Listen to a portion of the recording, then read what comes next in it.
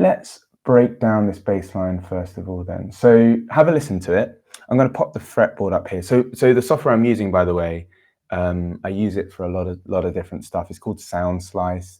It basically allows me to add the tab, notation, and this kind of like interactive light up fretboard. I'm going to give you the link, this link here. I'm going to give you that link, and then you can actually use this to like loop section. So if you just wanted to like say work on the first bar or measure if you're in the States,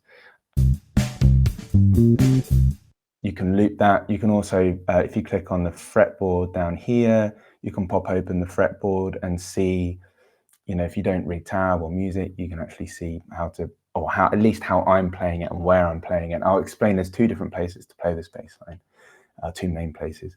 And then what's also quite useful, so not only can you like drag this and just like loop a specific section, for me, definitely that second measure is the hardest, and we'll loop at that. But you can also slow down the tempo. So what's really useful is being able to loop a section and then slow down to say like 50%, like half the speed. I think this is at like 120-ish or something. Right, so you can really like play along with it until you've got it. You can make my screen bigger so you can see how I'm playing it.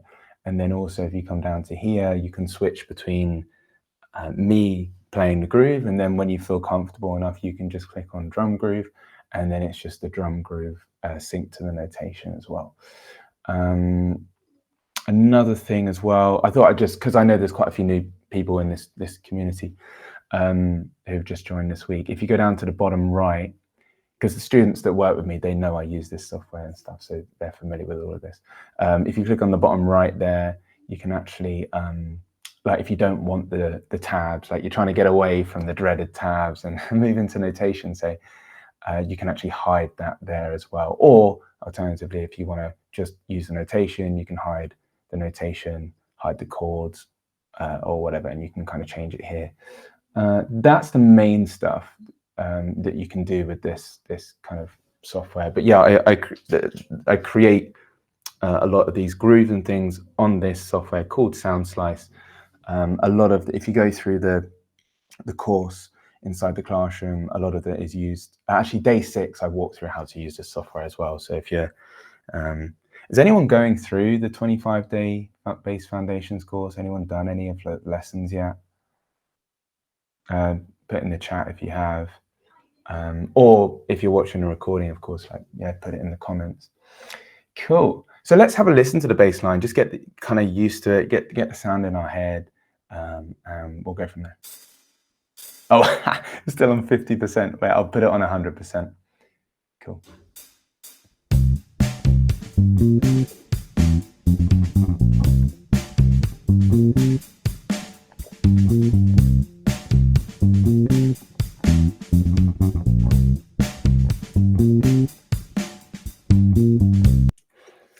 So that's it.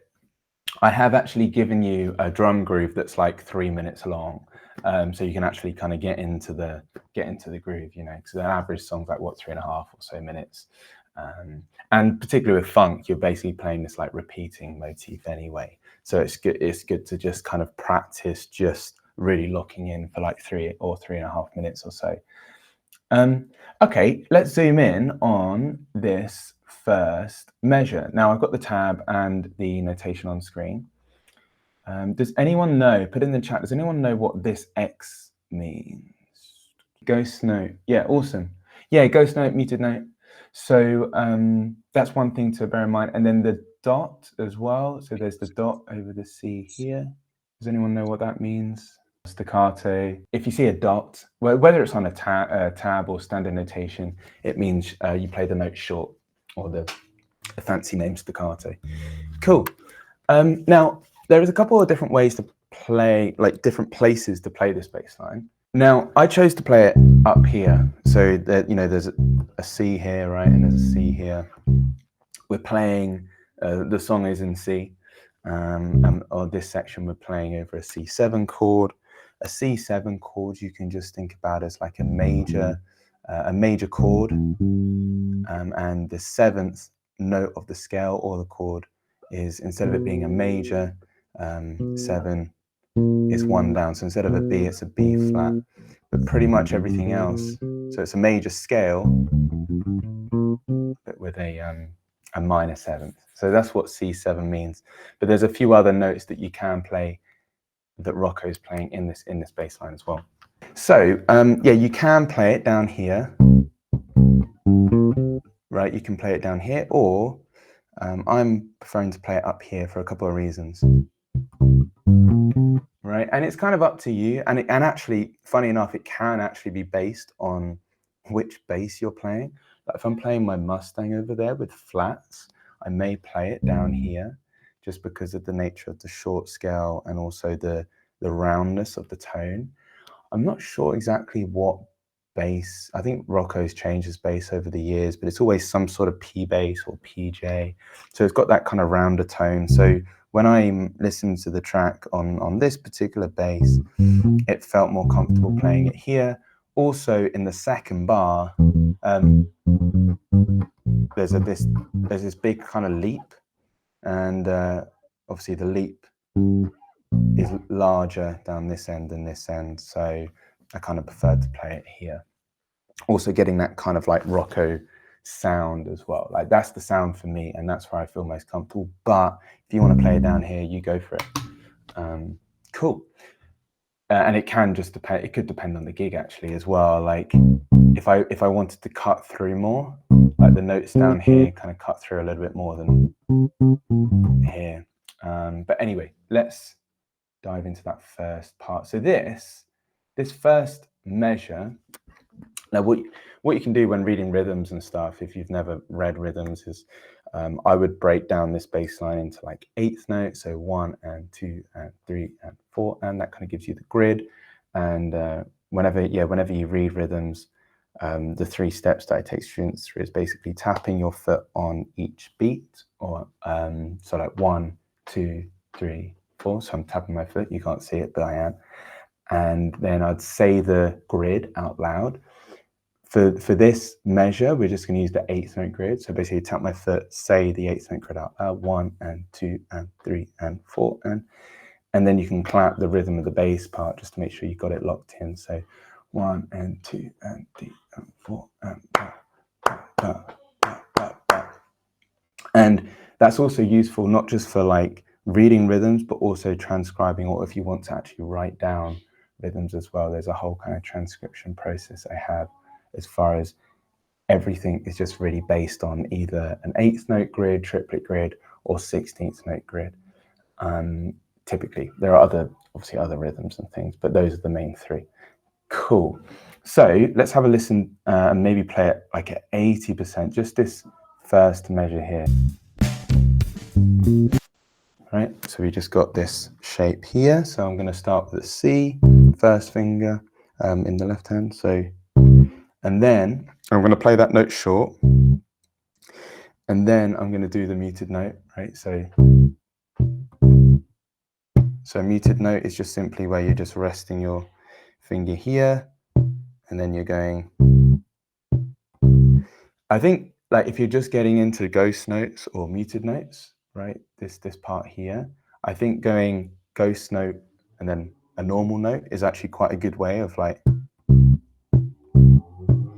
being like getting used to just getting that motion down, because it's kind of weird like plucking a note here but then not actually playing a note here. And to be honest, it doesn't really matter where you play this muted note. Like I could go like, I mean I wouldn't, but typically with a muted note it's more just a percussive rhythmic effect than anything else. So that's the first part. So it's just on C. And then this part, Rocco is basically just doing what I call in the course, and many other people call it, a box shape, because it kind of looks like a box on the fretboard. So, and then we go up to the 10th fret here, which is a G, right? The 5th of C. And then we've got that minor 7 because we're in, a C7, right? So that's the 8th fret there, and then 10th fret. And even though I'm up here on the fretboard, for me at least, and this measure, I'm By the way, put any questions in the chat, right? If I'm going through it.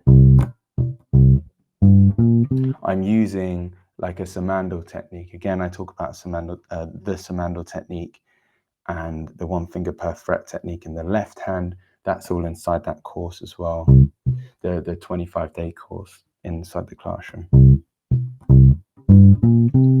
And then the only other thing I'd think about, so once you've got the left hand down there, and if I just shift over to the plucking hand here, you see when I go up to the higher notes, I'm moving my thumb down here. This is the floating thumb or anchoring thumb. So for the 2 higher notes, I've got my thumb resting here, which is muting these things, these 2 strings, the E and the A. There's a lot to think about, right? When you put it all, when you're trying to play it real clean, you're trying to play it all, all tight and together. We can talk about not just playing the rhythms, but playing them in a certain way, like groove-wise and feeling-wise, because there's a few things here that when I was playing the bass line, I was thinking, oh, I might play this note slightly behind the beat, and these I might play a little bit faster. Yeah, we can talk about that in a bit.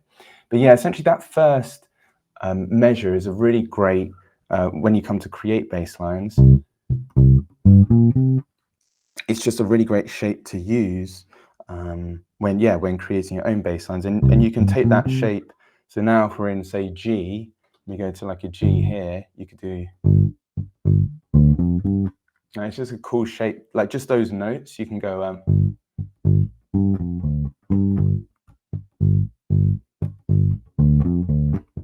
it's just a cool selection of notes to use when creating, like if someone asks you to create a bass line and you're over a minor chord or like a funky kind of like James Brown type thing. I mean, the song is called Diggin on James Brown. Sorry, I should have said. So it's kind of obviously like influenced by James.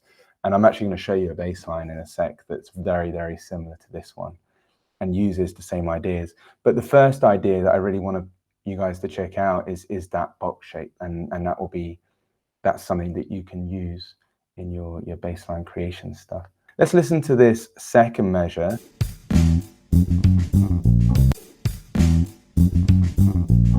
So we've got a rest on beat 1, which is really cool. It's quite hip.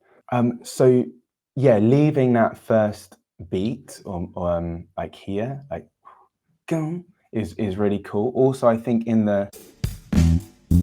also the drums are kind of leaving that, like the relation, like when you're diving into the groove, like when I was creating the drum groove for this, I was basically just replicating the actual drum groove on the record. I think it's such a learning lesson, like that interplay between the bass and drums, and the fact that like when Rocco hits that high note, there's a snare at that moment, which is really, it makes the groove quite like it makes everything kind of just sit together really well, the drums and the bass. Anyway, let's look at this second measure here. Now this is cool because it's really just going, like notes wise, you're just going from the 7th fret E, then you're going to an F, and then you're going to an F sharp, and then you're going to a G. So you're just going up, what we would call chromatically. And those selections of that selection of notes is actually a really, really useful idea as well, that again we'll incorporate into like our own funk bass lines. We call it a walk up.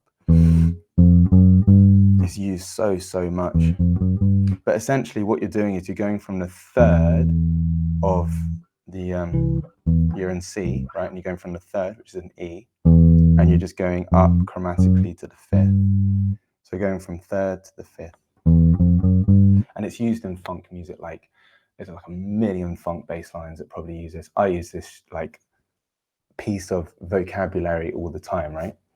Because music's a language, so it's just about getting these different like phrases and then being able to like incorporate that into your own playing. But here what we've got, those first few notes. So we've got 1, 2, 3, 4, right? Just work on that. Now, those 2 notes at the end there. So E, F, F sharp, sorry, 1 note on F sharp, G. Now, I was debating, when I was recording this, I was debating whether to go Samandal and go first finger, shift with the first finger,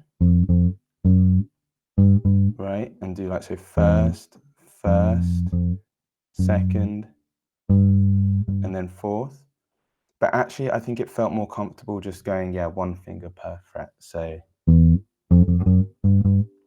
now the hardest part of this whole bass line, I mean, this is exactly what, like how you would practice it, right? If you were struggling with this bass part, it's just put it on a slow tempo on here. Like you can loop this section and then just keep on looping it at a really slow tempo, say 60%.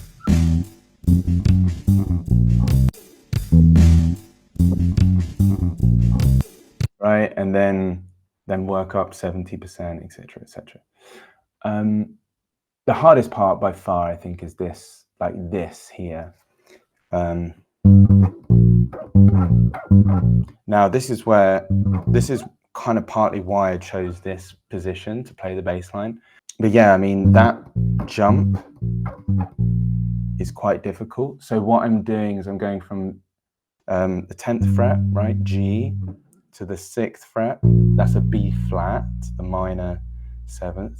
And then I'm actually just going first finger, so I'm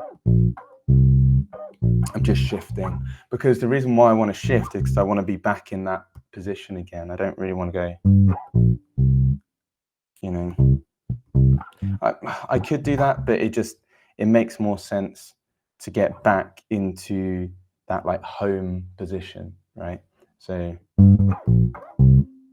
cool. And then the third bar is exactly the same as the first bar. So cool.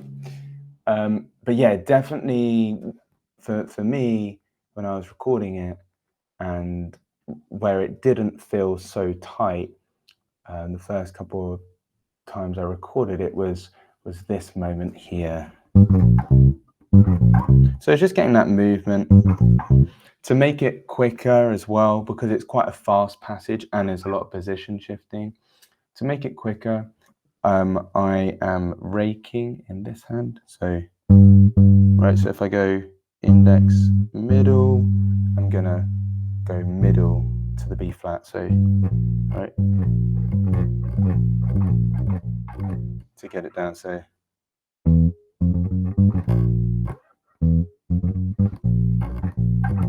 yeah, but definitely in the fretting hand, like one finger per fret for this measure, I would do, right? And then when you're on that B flat, which is this one here, then shift with the first finger. There's no like hard and fast rule, like, you know, there are different players that play different ways, but that's what felt most efficient and best for me. And then, yeah, third measure, exactly the same as the first measure.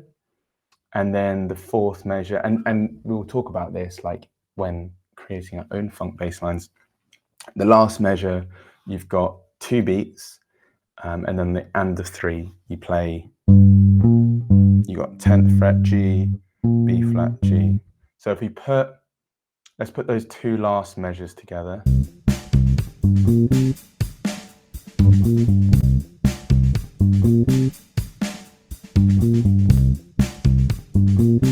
Right, and that's kind of cool. What you can do here is like you can just keep on looping it, and then yeah. So for that last measure, the fourth measure, I'm just going 4th finger G, 8th fret B flat, 1st finger, 10th fret, and then 1st finger. So my 1st finger is going like that, yeah. Really, I just see the whole thing, to be honest, as like that box shape, right? So that's idea number 1 that we can take from this bass line. It's not just about learning the bass lines, right? It's kind of like being able to know like why is he using those notes, and then again like taking some of his vocabulary. So that's idea number 1, the box shape. Idea number 2 is this kind of like walk up. I call it a walk up idea, which there are actually many different variations of that. That's just one of them.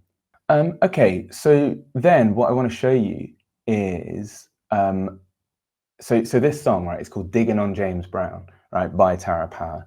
So the cool thing is there's actually a James Brown song that reminds me of this very bass line. So I'm going to share my screen. So this is really cool. So this is Cold Sweat, James Brown. And if you listen to this version of Cold Sweat, I'd say there's like two main versions, but I think, is this the original? I think this is the original, the 67 one. Is it 67? Yes. So there's two versions, which is really cool, like the kind of 67 version, and then there's a 72 version. And they're slightly different, but like, again, similar ideas, particularly the box shape that we just spoke about and the walk up. So here is Cold Sweat.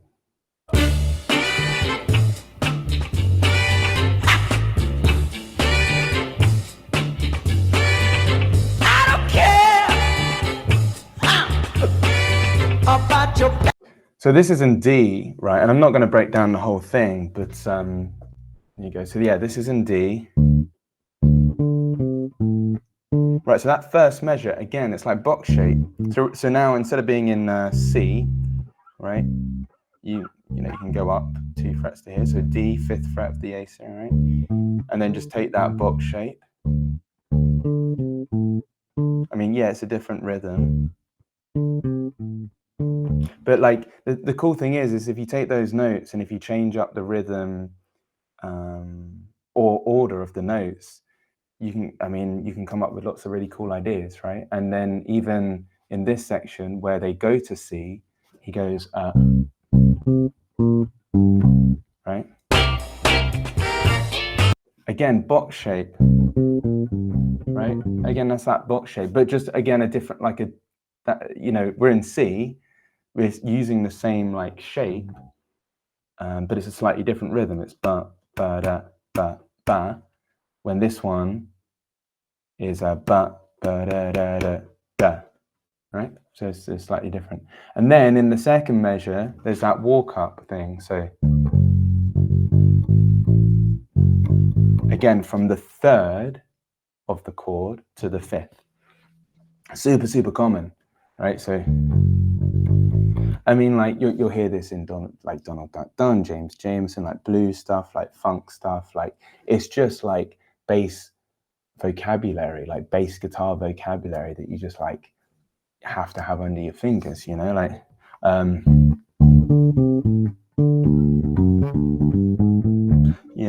what's that other James Brown one that I think it's in D as well? But like you can basically using those two like ideas or pieces of vocab, right, you can start coming up with cool ideas. And what he's doing here is dropping, he's going from a D, so he's in we're in D here, or like a D7 kind of vibe, and instead of going like up to the 3rd, so the 3rd of D is F sharp, instead of going up to the 3rd, he's going down to the 3rd, so he's going down. So instead of like instead of that, he's going, so it's just in a different octave, right? And then again, when he goes to jam in C, right? So again, like, so box shape, drop down to the 3rd. The 3rd of C is E. So that's the biggest takeaway I would say from this session, is those two ideas. Like obviously learn the bass lines, have fun playing them, but then try and take some of it and incorporate it into your own playing. So basically now you're like, okay, cool, I've got these like 2 ideas that I can use. I mean, there's many other ideas, and the whole point is like learning some of these is so you can, when a guitarist or a drummer plays a groove or whatever, and you're like, okay, we're in B flat, and you have some things to be working with.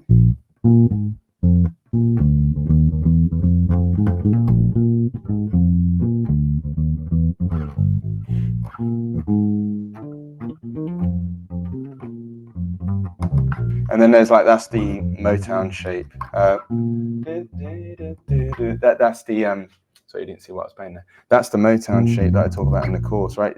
So it's like having these like phrases that you can just use.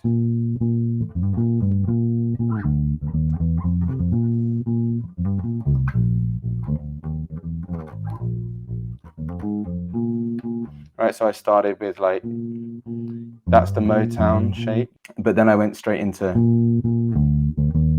right, that piece of vocabulary, third to the fifth, and then I did something like, I don't know, box shape, and then I did the other walk up that you can use, right? So one walk up is third to the fifth. So yeah, so you got this like, if you're in, say you're in, yeah, let's do B flat. So I'm in B flat here. All right, so I can go third, right? Walk up to the fifth. That very much sounds like, if you're familiar with Jacko, the chicken.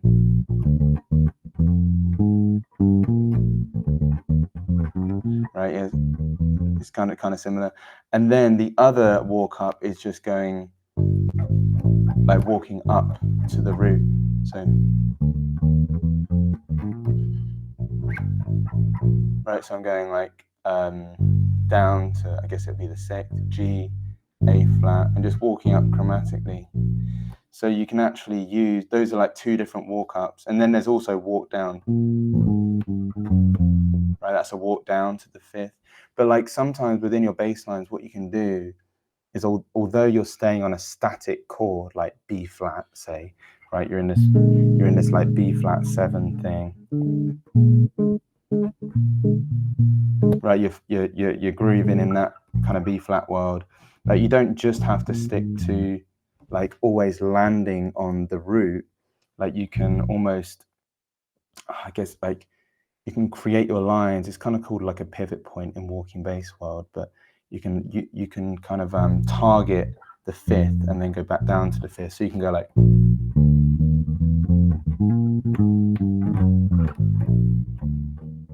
so there what I'm doing is I'm going root and then walking up to the fifth. Now it's like box shape, and then root,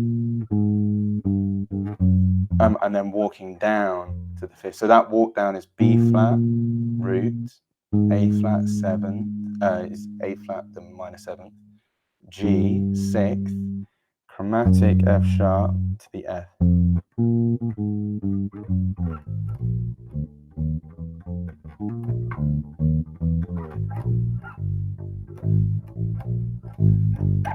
Oh, there you go. I walk down. So I'm almost like, I'm like vibing and kind of bubbling over my old teacher, Paul Westwood, or one of my teachers. He has a really cool book actually called The Bass Bible. He calls it like bubbling bass lines, where you're kind of like on this static chord and you're kind of vibing and grooving, but you're not moving harmonically, meaning you're not moving like chords, but you're kind of like targeting. You're going like, you're doing these kind of like bubbling bass lines that go like root and then to the fifth and then to the root and then to the fifth, and you're like just doing it from different angles, and you're using walk ups and walk downs to get there, and then also maybe just like using the box shape. But that's like, they're just two pieces of really useful vocab to just get down. Oh yeah, the thing that Rocco does, right, I'm going to share a quick video. I mean, it's better if he actually breaks down his technique, but I'll show you how I do it slightly differently to him. So have a listen to this. As far as my left hand is concerned, probably the most important thing I do is get this muting sound, where the notes are short and percussive, but you can still hear the tone of the note. And the way I get this is I'll put my second finger down on the note that I want to hear, and putting the rest of my fingers down, the third and fourth. This is the sound that you get. Now if I lift the third and fourth, and then put it down, gradually, you can hear the difference. I just intuitively started doing this technique. I didn't borrow it from Rocco. I wish I knew about it earlier, but I started doing it on gigs because what I found, particularly when you're like, you know, say you're playing just simply roots or something, and you're just chugging along. That sounds like the start of 9 to 5, doesn't it, Dolly Parton? But yeah, so you're just like chugging along, like you can see. So he actually uses his second finger. So like, say I'm playing a C and I want to get this like muted type sound. He uses his second finger and then mutes the other notes. He's like using the rest of his fingers to mute the string slightly. So it's like in between. It's not a muted note. It's not a full note. It's kind of halfway in between, where you can still hear the pitch of the note, like he's saying, but it makes it almost, it's really cool, because and I don't know why it sounds so good. I have a theory that it kind of removes some of the harmonic series and it kind of blends with the kick drum a lot better when you're doing this. But I do it so much, particularly if I'm playing like,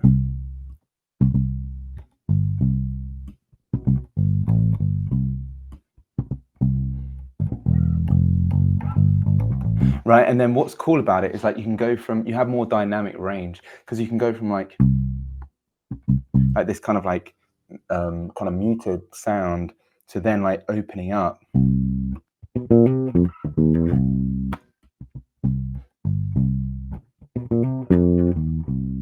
Right, so your the other stuff you're doing kind of sticks out more.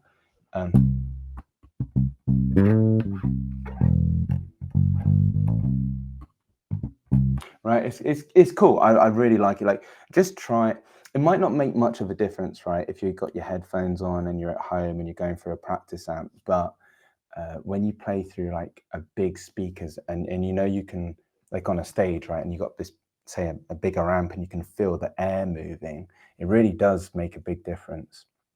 It's really cool. Yeah, so, but what's he's doing,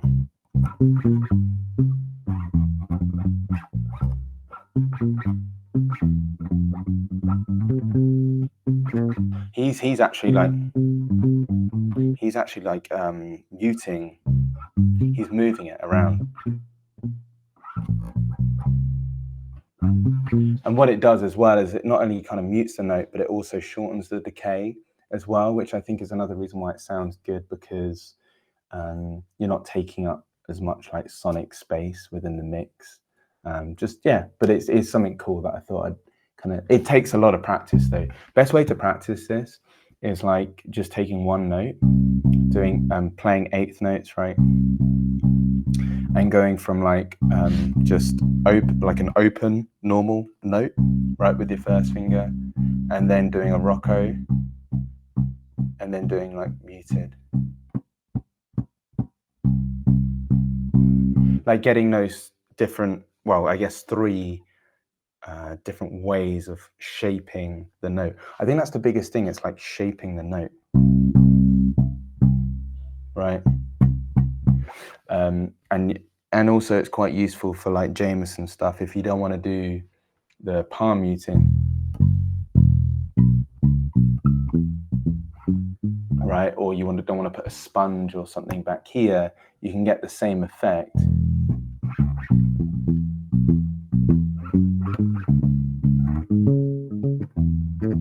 You can kind of get the same effect, and it allows you to play normally here, so you're able to add more 16th note stuff if you want. It's just different. It's a slightly different. It's kind of a different way of getting.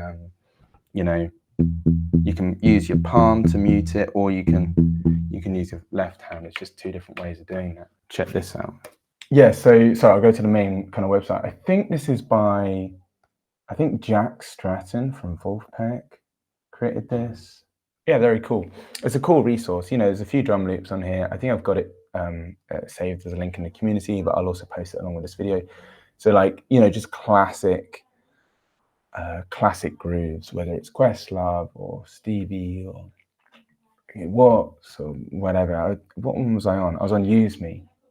And what you can do is you can click anywhere to kind of load this, and then you can click play.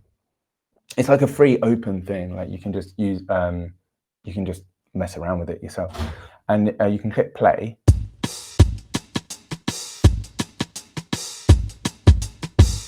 And it plays like a good sounding, I'd say, like MIDI type drum, but it's just a great way to start like experimenting with grooves and create bass lines. So what these things mean, each line is a beat, right? And you can click it to change the velocity or actually get rid of it completely. You can change the velocity, which means like how much intention or how loud you want the drummer to play it. So red means like if he's going to really smack it. The bottom line is the kick drum. So these are like the three, I call it the three elements of the drums really that I think is worth paying attention to. The kick drum, the middle line is the snare, and then the top line is the hi-hat. Maybe the ride on some of these as well. It might be the ride. If it's got a circle over it, it means the hi-hat's open as well. And then you can change the BPM, so we can make it even slower, say 75, and we can also add in certain notes. So, you know, you could add in a kick drum here, maybe. It sounds almost kind of reggae now, that tempo with that change, which is really cool. And you can even change where he's placing it as well, which is a bit more advanced. So if you want the snare to be a little bit behind the beat, you see it all kind of moves. But what's cool about this is like you can use one of these grooves, like this is, you know, use me. You can use one of these grooves as like a template and then like edit it as well, which is so cool. You know, or like take things away. I'll be like, actually, I don't want him to open the hi-hat here. I actually want him, I don't know, to open it here. Oh, there you go. Oh, yeah, like that. Right, and it completely changes the groove. And then what you can do though, you know, is here's an exercise for people, is pick one of these grooves, maybe one that you like. Oh, there's the other version of Use Me. Oh, this one's cool. Palm grease. Pick a groove that you like and then use some of the vocabulary we talked about today, like the box shape and the walk ups and walk downs, and just practice like creating a groove over like a static chord. It's very common in funk music for that chord to be like a 7 chord, like a dominant 7th chord, meaning like if you're in G and you're playing a funk groove in G, it's probably going to be a G7, meaning like you have your major scale, your G major scale, but instead of a major 7, you have a flat 7. So like,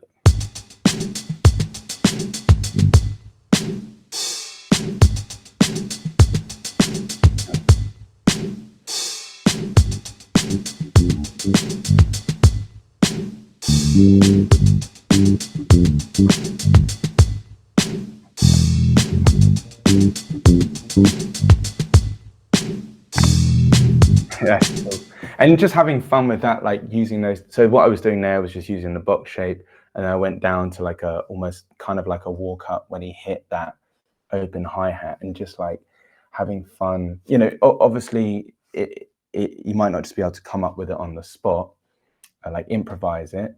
It might be that you have to compose it first. You know, improvisation and composition are the same thing. It's just that like improv is like composition in the moment. So one's in the moment, one isn't.